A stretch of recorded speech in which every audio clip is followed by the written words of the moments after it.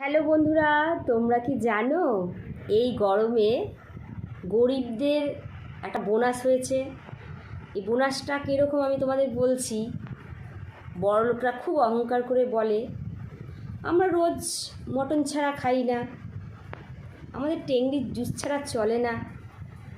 আর এই গরমে তাদেরকে বুঝিয়ে দিয়েছে যে তারাও কিন্তু একদম গরিবের মতন সকালবেলায় উঠে এক থালা পান্তা ভাত সাথে কাঁচা লঙ্কা আর পেঁয়াজ নিয়ে বসে পড়ছে।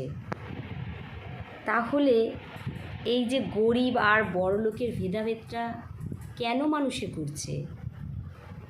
এটা না করাটাই আমার মতে উচিত। এখন এই গরমে অন্তত তারা পুরো বুঝতে পেরেছে যে তারাও কিন্তু গরিবের থেকে কিছু কমতি নয়। এটাই আমার বলার ছিল।